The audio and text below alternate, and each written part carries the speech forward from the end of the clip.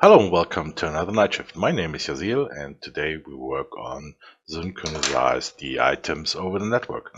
And also we work on have them respawn, and we work on only let clients know that an item is there or changes to character which are in the near of the item. So that means we have a circle of interest. So I opened two games here, and you see these health potion. And if I pick it up, you see it vanish here also. And when we, let's say, move with a character away, you see here the character gets deregistered from our list. That means the circle of interest. And if we go back, we are just here again. In the moment I have it to 10 units away, and you see the portion there again. So I had a respawn time with 30 minutes. So to speed that up, I have the minutes on the game time to 1 second, 1 minute. And yeah, well, that's the goal for the next video. I hope I get it all done in one, but it could be too long, so I maybe split that up into two. Yeah, well, let's get started with that. First of all, we have here our game time plugin, and since we wanted to have the variables or the values of time, day, and so on as a static, but Darkrift blocks us there with the I interface of the plugin. So we have to get the plugin and get a reference and look into that and stuff like that. So to make that easier, I changed the game time plugin, which is, by the way, on the web server yazil.de under the Acros table. And the time thread class was an embedded class. It's now separate. And here I just pick up the statics from here from the normal plugin. So I get years equals to game time dot year and so on. So that makes sure we have access to that because the time thread class is not in an I interface or something like that. So it's not nothing for predefined, and we have access to that. Yeah, well, that's a little change. So you just pick up the source code, build the game time plugin new, and bind that to your server. Everything else should be running just fine. Of course, you have to go here and use the game time.day in months static variables also. So just you be aware of that. Something else I changed? Not real. So just pick it up and install it, and you're done with that. So while you're on my website, here you see the updated game time plugin. And while you're there, also download the spawn item plugin base. So that helps you get started with that. So we don't have to go over everything. It's just the base install stuff, and we come to that in a second. So just download that, copy that into your folder, start Visual Studio, and off you go. So here's the plugin, and you should see some stuff of that already. So that's everything we need in a moment. So we need system timers. No, we don't need timers. It's from the game time copy.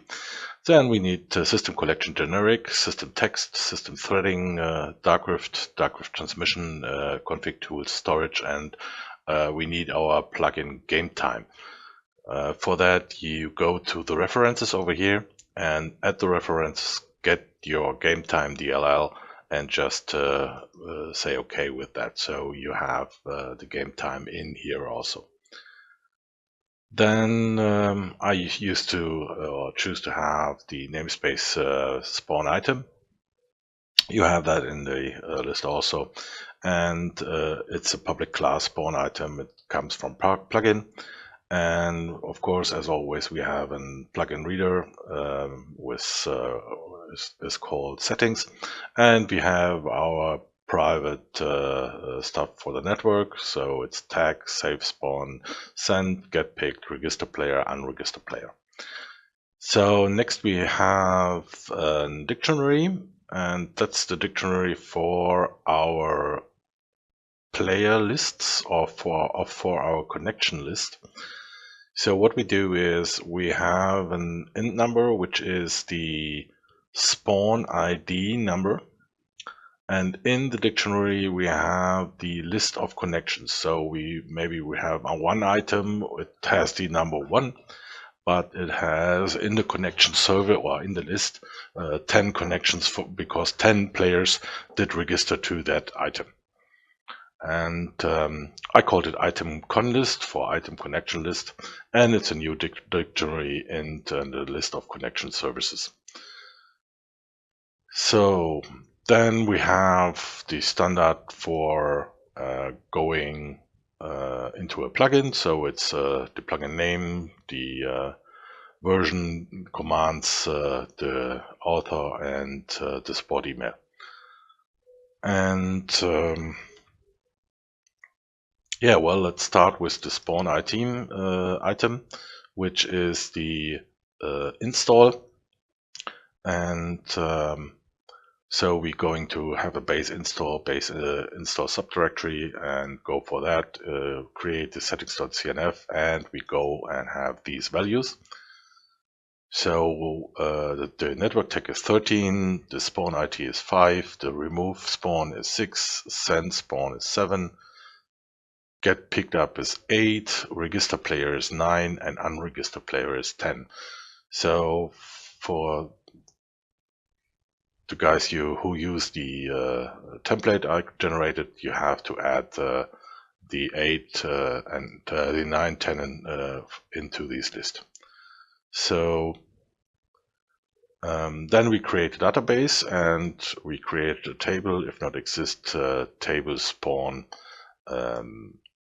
item on, and there we want to create an int, which is the standard ID for the row, and we auto increment that, and we got a primary key on that. And then we have the spawn ID int, the item ID int, the timer int, an is spawned and day, hour, and minute. That means we have the spawn ID, which we handle everything around. Then just for making sure we have the item, I don't know if we use that, but it's always good to have the item ID on the spawn ID. So if you want to handle something with that, you have that. The timer is when the respawn should be happen. So maybe 30 minutes or 60 means every hour or something like that. It's always the minute value. And is spawned is just an int, which is 1 is spawned and 0 is not spawned.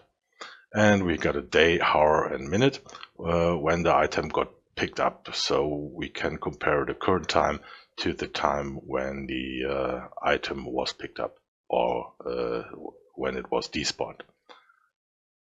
Then we have is settings new configurator get directory, and we produce that. And then we going to see and parse out of the settings.cnf file our values. Since I added these parts to the template. So if you use the template, you have to add these parts, just these, to read the variables out of the settings.cnf file. Then we go and bind ourselves to the time thread.onTimeUpdate. So every time the time is updated, we fire up the event, and so we do something. We grab this event and call spawn what needed. So it's good you have a function public void spawn what needed.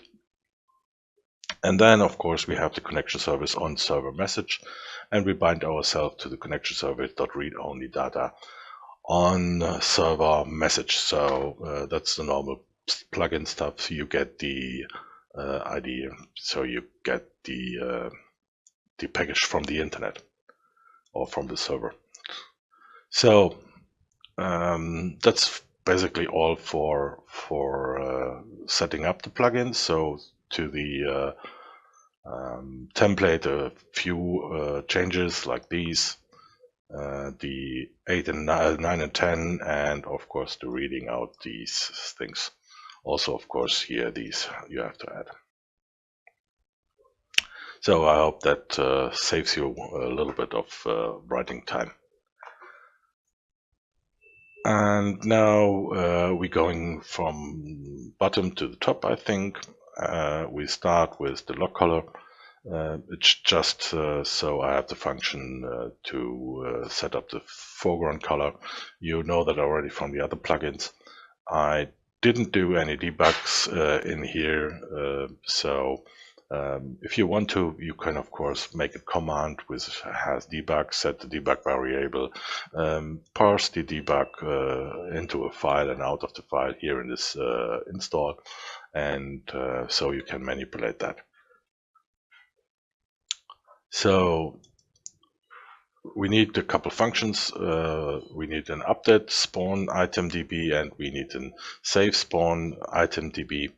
So let's go ahead and create a save. And in the save, we just give it with the ID, the spawn ID, the item ID, the timer, the spawn day, hour, and minute.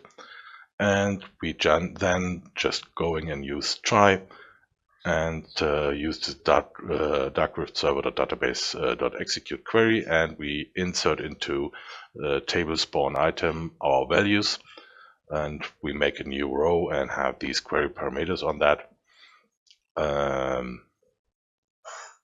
You don't really need the ID here in this case, because if it's a new row, the ID is auto-generated, so you could delete that also if you want. And then we catch the database exception. If something happens, we get an output on our little interface.log, so we see if something is wrong there, and off we go with the save spawn item database. Then we need a function update spawn item database. So that means if we want to change something in the database, we have these, and of course we have here the ID, the spawn ID, the item ID, the timer is spawn day, hour, and minute again. And we go in for try darkrift.database.execute query, and we don't do the insert, we do an update. And in the update, we update the table spawn item, set spawn ID is equal to spawn ID, and so on, where ID is equal to add ID, which is our reference to that. So then you need the query parameters, and after you did that, you just catch the database exception and block that if something is happening. So we are able to save and update the spawn item database. And the next is the function spawn what needed. You remember every time the time is updated, we want to do something. And that's going to happen here. So we going into our database row. create the database row out of the data reductive server.database query exit select star from table spawn item. So we just select everything we have in there. Let's say you have 5,000 items. It's no big deal. 5,000 rows is no biggie. And then we're gonna check just if the array.length is greater than 0. So we have something. And in there we going to create or pick up the time out of the time thread. So we got to pick up the year, month, minute, hour, and day, and we create a new time. So let's say we have a date time, current time, or a date time with the name current game time, and it's a new date, and we just put in our variables. So it's year, month, to the day, hour, minute, and of course the second, since we don't have seconds at all, is 0. And then we're gonna check for int I is equal to null while I is not bigger than array.length, and we gonna see if the array I is spawned is equal to null. So that means our item is not spawned, it was picked up, and in the database is still in 0. Let's move in here now a sec. So if you go here, you see here is spawned. That means everything is cool. But here is the 0, so we know this item was picked up at this time.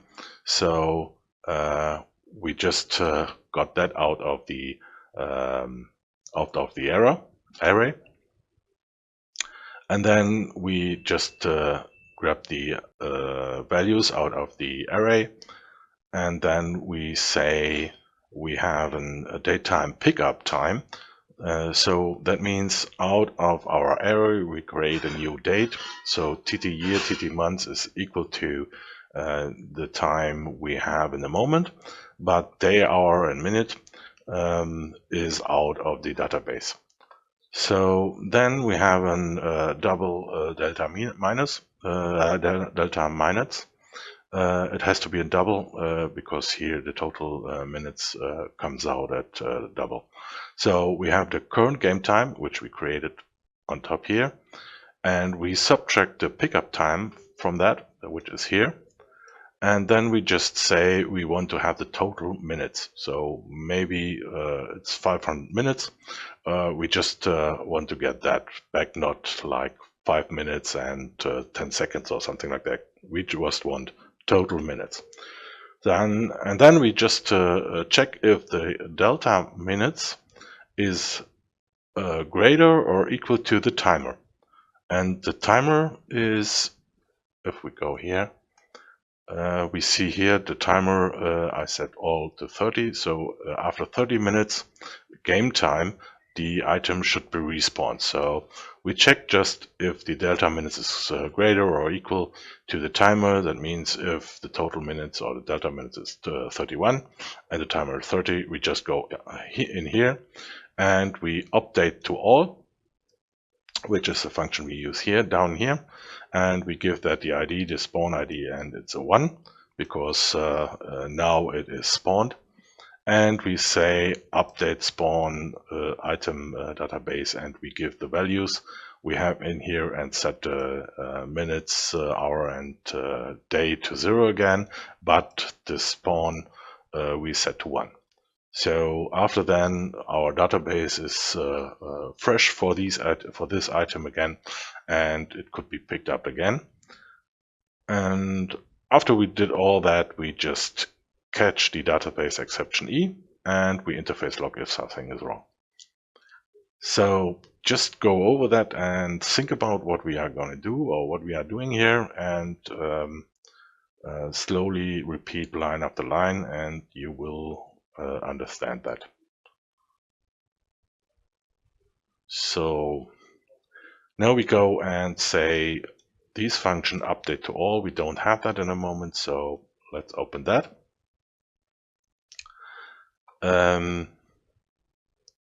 We got the ID, the spawn ID, and the is spawned value.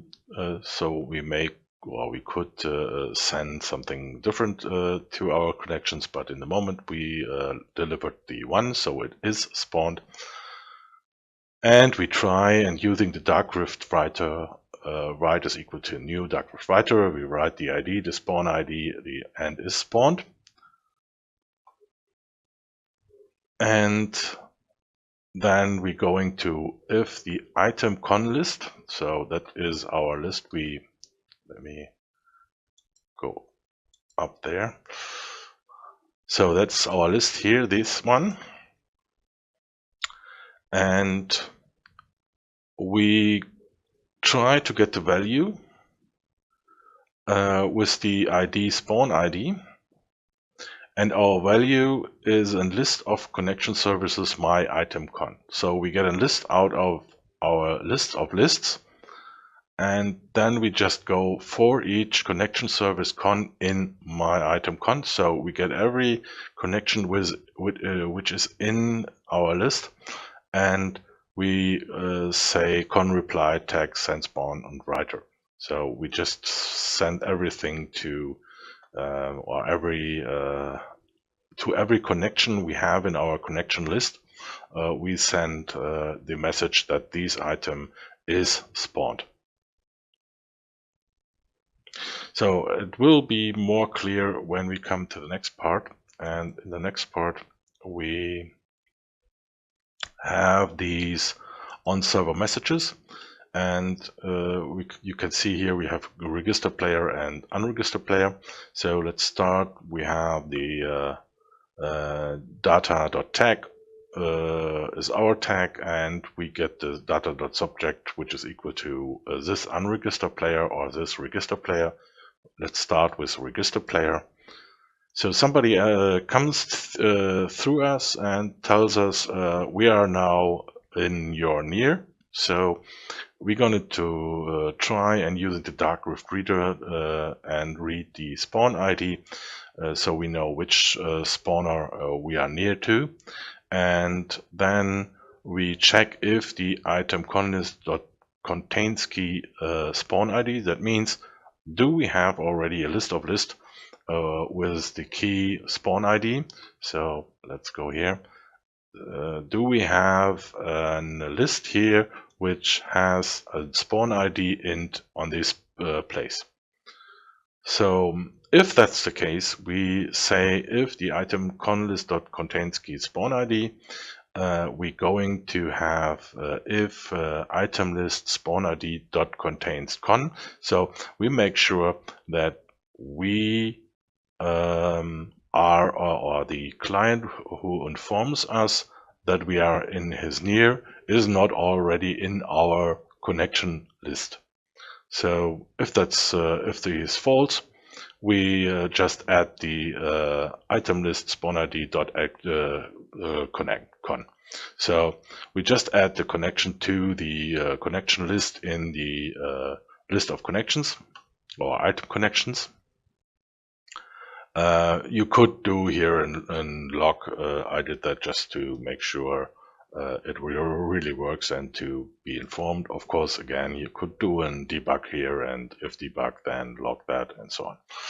Else, that means the item conlist contains key spawn ID is not true. So it means we don't have a list of cons for the spawner ID. We just can generate one, and that's we're gonna have a list connection service con list is new list of connection servers, and we add the item con to that, and we say we have the item con list dot add the spawn ID with our con list we generated here. Since we are the first member in that list, of course we could just go and add that here. So then we try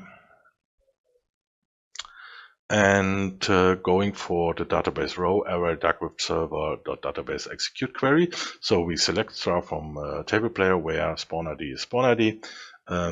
So that means That means we select in our database the status of the spawn ID item, and if it's the length error, the array length 1, something was in there, and we send then to the player who tried to register the actually status of these item. So we just write the array, the ID, the spawn ID, and the is spawned into and send reply dot tech semicolon sends spawn semicolon writer.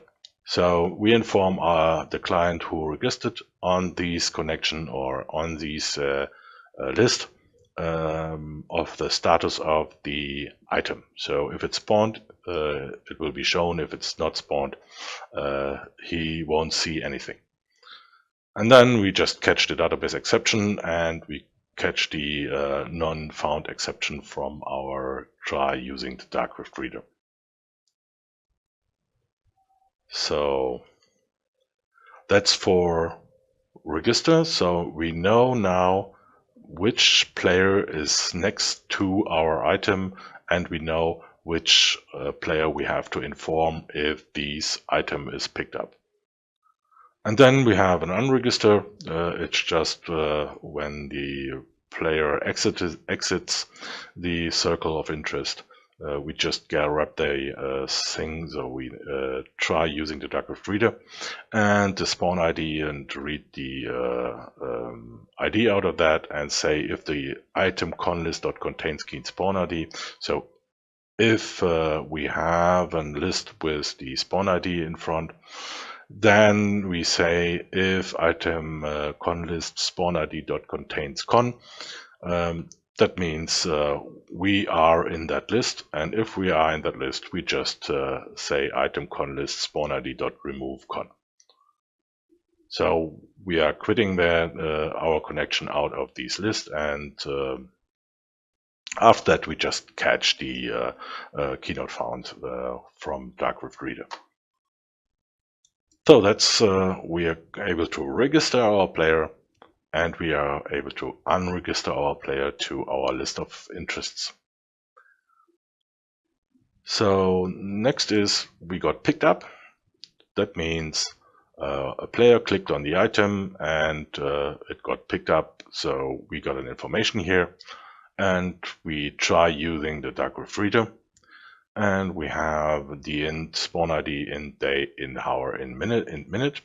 That's the values we get from the connection.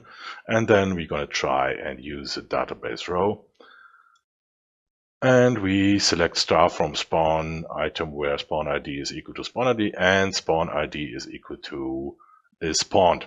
So is spawned, we say to 1. That means we only allow item to get picked up if it hasn't spawned or has the status is spawned.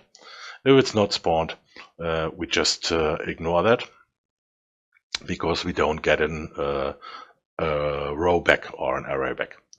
Then we check if the array length is equal to 1, which should be because we have a limit to 1 here.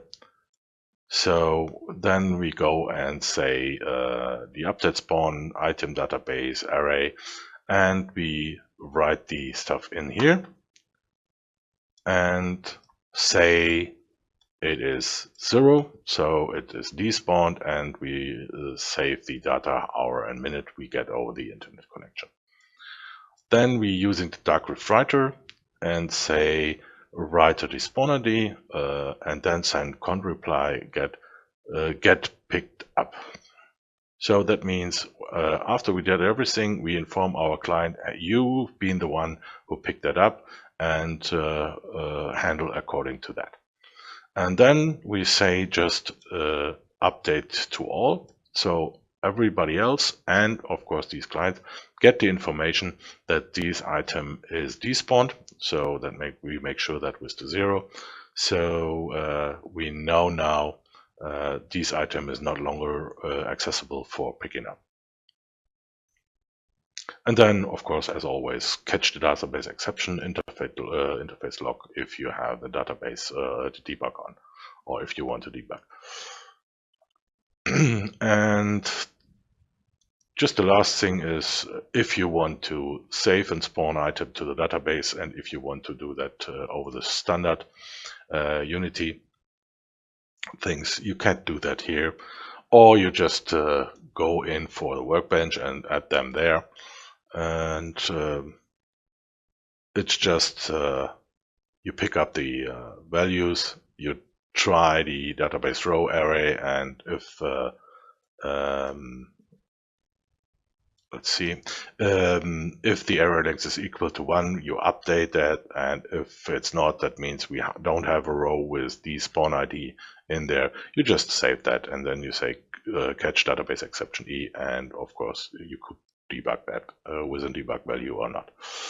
So that's just to, I don't think we need that in the moment here, but you can use that and create the values or the rows in our database.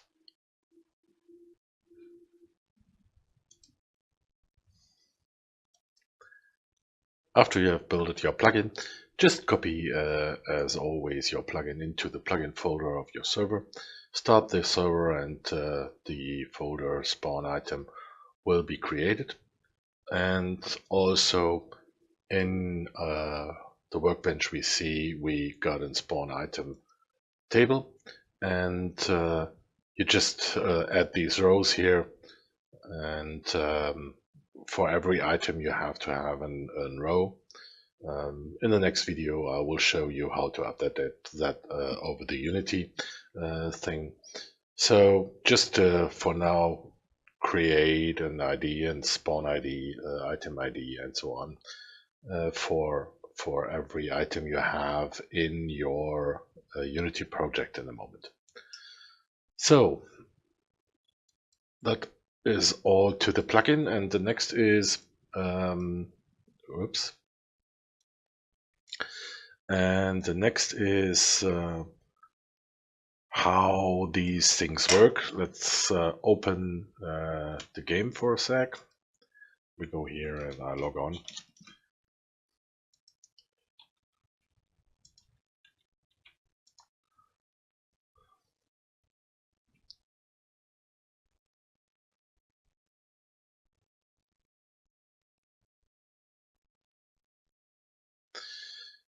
So let's move our character out here. And going into the scene, going for the player. You can see I got a spare collider here around my player.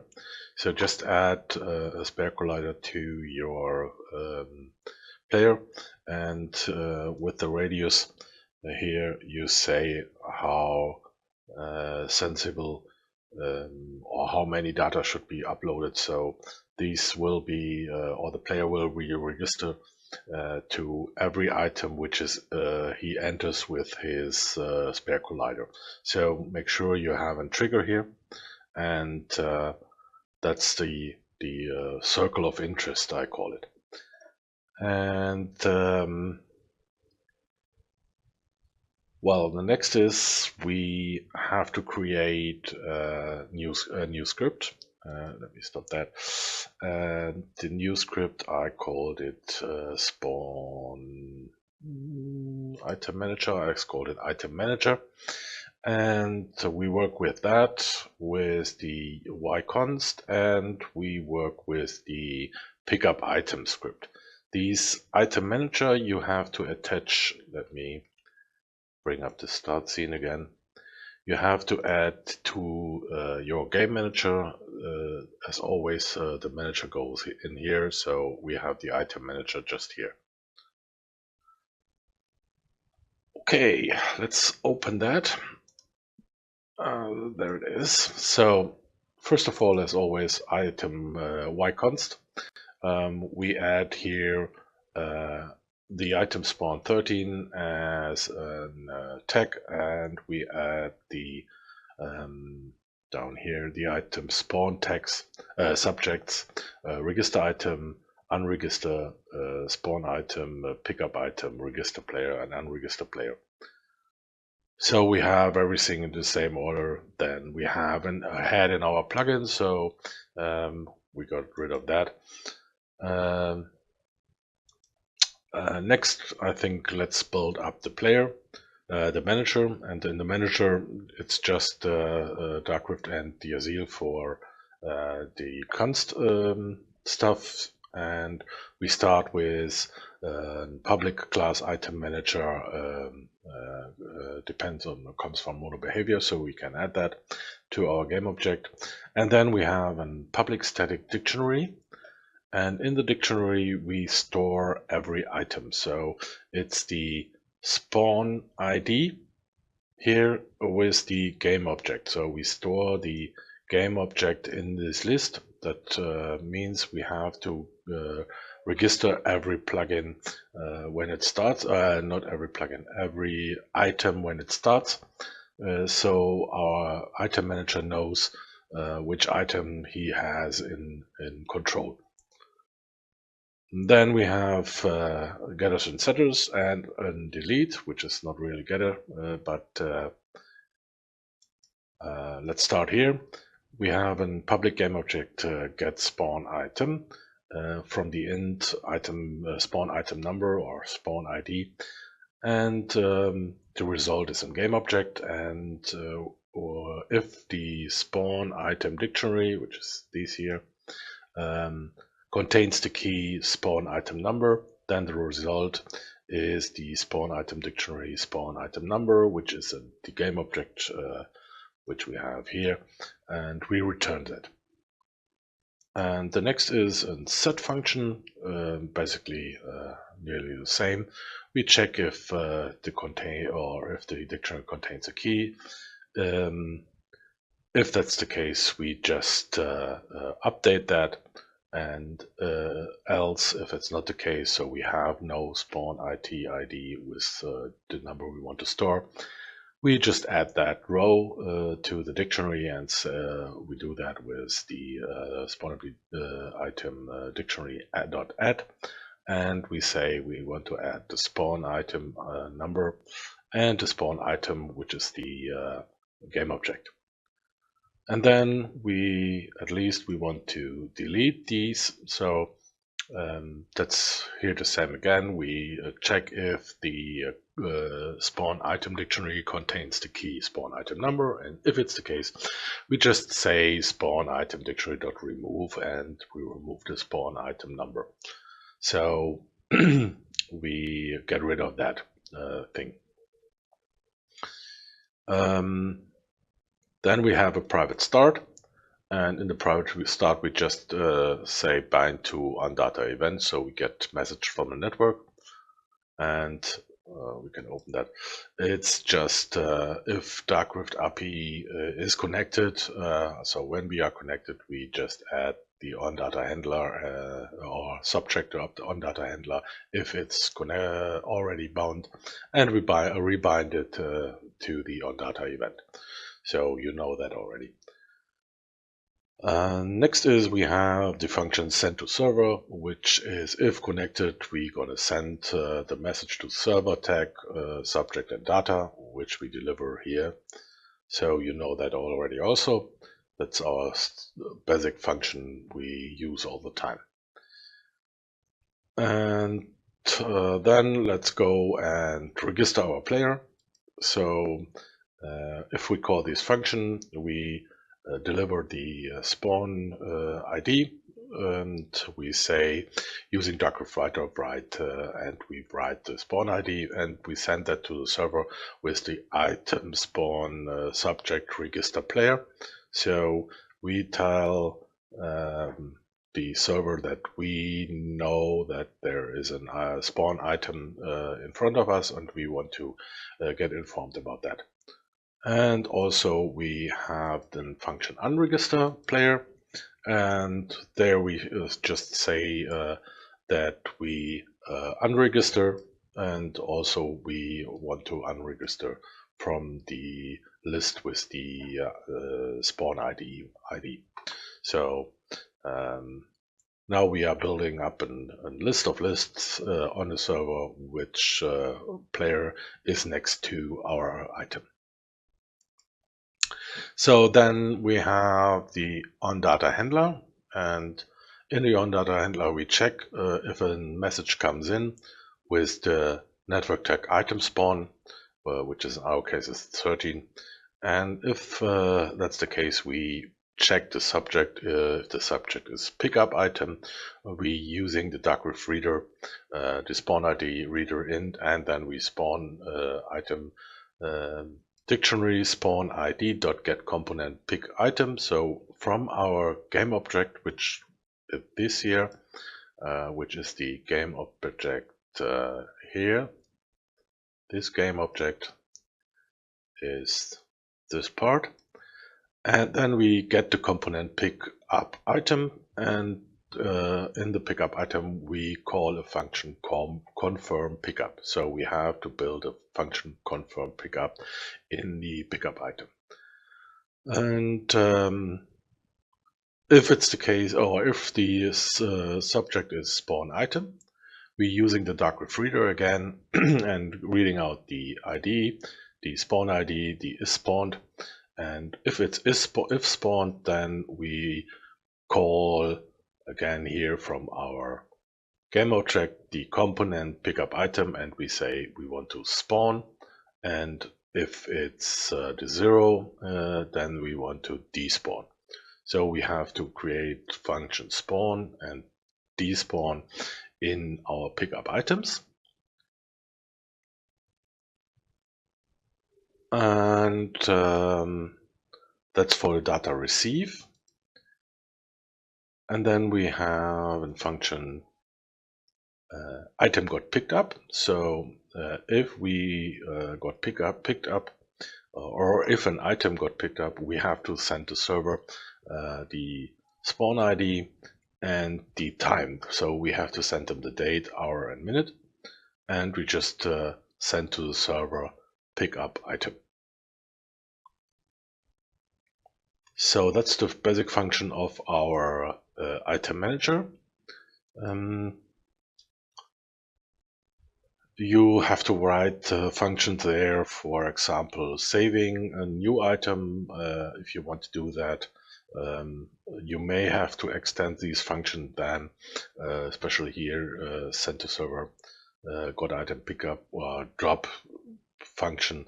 You have to extend the whole system with positioning then, so you have to add or write the coordinates also. So you may have to expand that then if you want to do that. For example, if somebody drops something and you want other players to know there is something dropped, you have, of course, deliver the coordinates also. In the moment, our system is if somebody drops something, it's just on the ground and nobody else can see it except the player. So that's for the item manager. Let's set that. And the next is our pickup items script. And in this pickup item script, we had a couple things already. So we had the amount, the item, the main inventory name, so the back name, the spawn ID is new. So we need to know which spawn ID this item is. You could, of course, do all the times item ID is always equal to the spawn ID. Oh, not spawn ID. You could do the ID of the spawn ID table is equal to the spawn ID. If we look on, didn't I have it open? So let me open that again.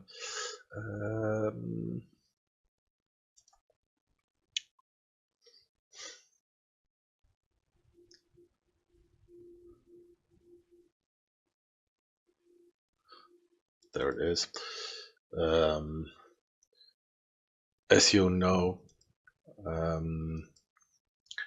or as you can see, the ID is always same like the spawn ID in the moment.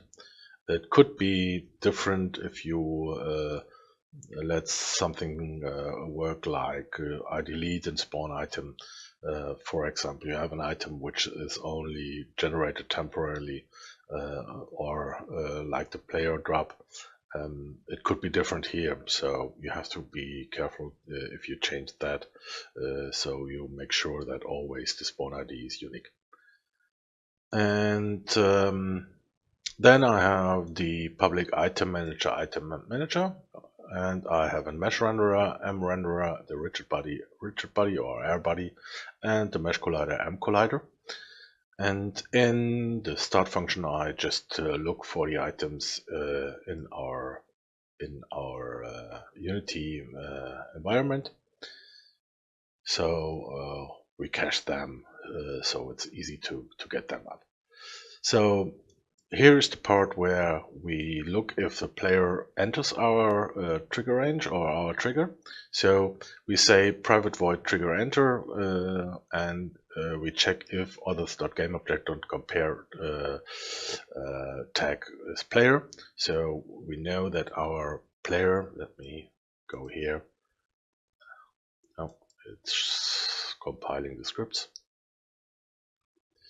If we see our player is here, the player tag player. So, no, that's the wrong one.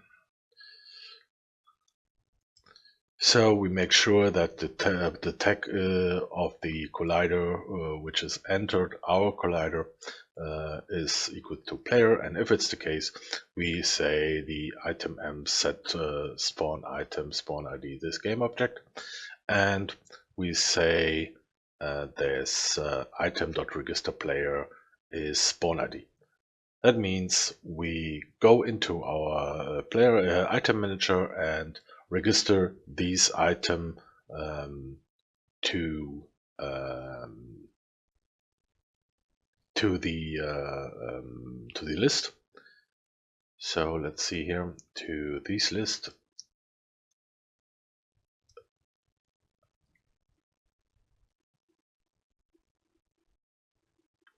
So we use these setter, this one, and we make sure that is always happening, and if it's already there, we just update that.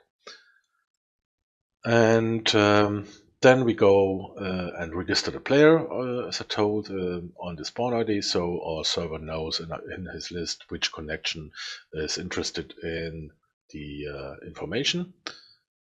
And then, of course, we have a trigger exit. That means if the circle of interest is moving out of our trigger, we just compare the tags again, just to make sure, and we say item del spawn item, so we just remove ourselves from the list, so we are not interested in these items any longer. And we say the item manager unregister player, so we let the server know, we let the server also know we are not interested any longer in these information about these items. So that's the trigger exit. Then let's say we have the pickup, and in the pickup we had these lines before. We told the debug log we got picked up, and we find the game object, blah blah blah, and do something, and we destroy the object later on. Of course, since we want the item to respawn, we have to delete that. So we got a new line, and in the item manager we have the function item got picked up with the spawn ID. So we trigger, well, if you go there for a sec, we trigger that the server will get information that this item was picked up, and the server will get an answer back, which is the confirm. Let's go confirm, exactly there. We get a thing back. We go for the item manager. Let's go on the on data handler, and somewhere here confirm picked up. We told about I told about we have to create this function. So in confirm we just call the function despawn, and we find the object of type inventory manager pickup item, and we get these items to our inventory, which is the line we had here in pickup item. You see this line is now here. With that line, we make sure that this item is in our inventory. So now for the despawn and spawn, it's just easy. The despawn says the rigid body use gravity is false, the mesh collider dot enable is false, and the mesh renderer dot enable is false. So the item doesn't fall down. The mesh collider says we can't longer pick an item up, and the mesh renderer tells us the item is not visible to the user. And for the spawn, we just say the mesh renderer is enabled, the M collider is enabled, and the gravity is on again. So at least we want to debug log if it's visible, yes or no. You can use that to verify if anything is or everything is okay. I just don't need that any longer. So huge update on our game. I hope you understood everything. Let me quick think what could go wrong. Yeah, that's the first one. Make sure you have values for the spawn IDs. And if you go to your items here, world, let's see, it's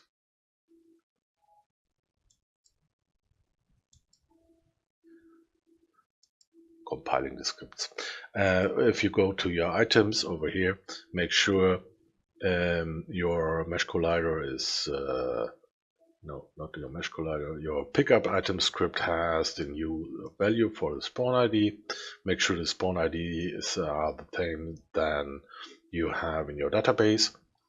And yeah, make sure that the circle of interest is applied to your player. And that means we have the spare collider here. And yeah, well, everything else should be running smooth. As I told, I hope you enjoyed this video. If you liked it, of course, push the like button. If you liked it even more, just subscribe to my channel. For my patrons, as always, code is on the website in maybe an hour. Thank you very much for tuning in, and happy night shift.